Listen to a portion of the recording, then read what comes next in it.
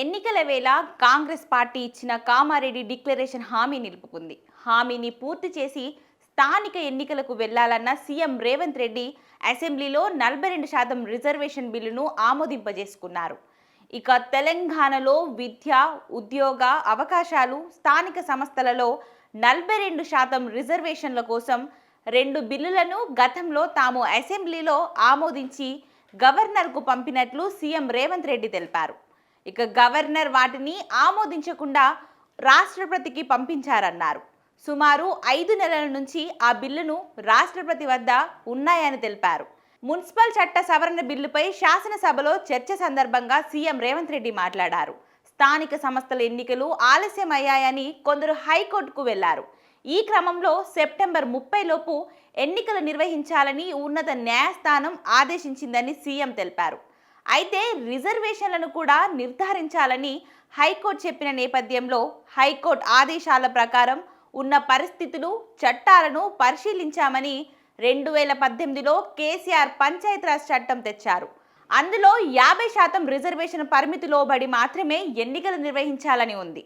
అదే క్రమంలో 2019లో తెచ్చిన మున్సిపల్ చట్టంలోనూ ఈ 2 చట్టాలను గుదిబండగా మార్చడంతో మా ప్రభుత్వం వెంటనే ఆర్డినెన్స్ తీసుకొచ్చిందని ఆయన చెప్పారు.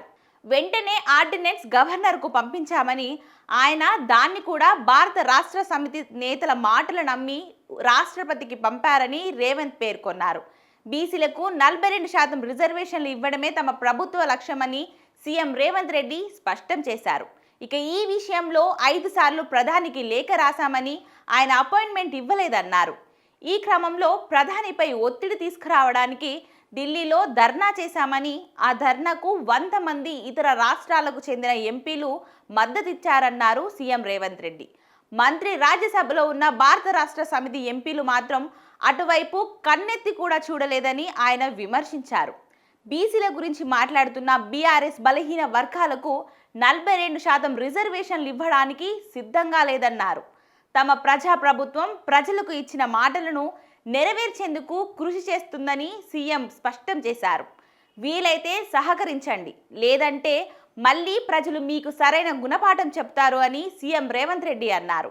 అయితే కామారెడ్డి బీసీ డిక్లరేషన్పై సభలో చర్చ జరగాలని, 42% రిజర్వేషన్లు ఇచ్చేందుకు బీజేపీ సంపూర్ణ మద్దతు ఇస్తున్నట్లు ఆ పార్టీ ఎమ్మెల్యే పాయల్ శంకర్ తెలిపారు.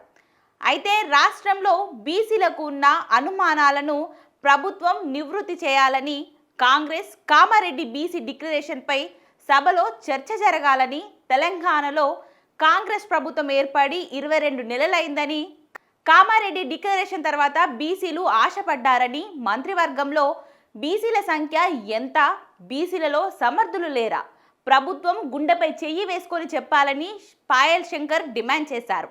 ఏడాదికి 20,000 కోట్లు బీసీలకు ఇస్తామని కాంగ్రెస్ ప్రకటించింది. ప్రభుత్వం ఏర్పడి 22 నెలలైంది. ఆ లెక్కన 40,000 కోట్లు బీసీలకు రావాల్సి ఉందని పాయల్ శంకర్ అన్నారు. ఈ సందర్భంగా అన్ని పార్టీల ఫ్లోర్ లీడర్లకు మంత్రి పొన్నం లేఖ రాశారు. సోమవారం గవర్నర్ వద్దకు రావాలని కోరారు. మరోవైపు బీసీ బిల్లుకు బీఆర్ఎస్ సంపూర్ణంగా మద్దతు తెలుపుతుందని బీఆర్ఎస్ నేత కేటీఆర్ తెలిపారు. శాసనసభలో పురపాలక పంచాయతీరాజ్ చట్ట సవరణ బిల్లును ప్రభుత్వం ప్రవేశపెట్టిన నేపథ్యంలో ఆయన మాట్లాడారు.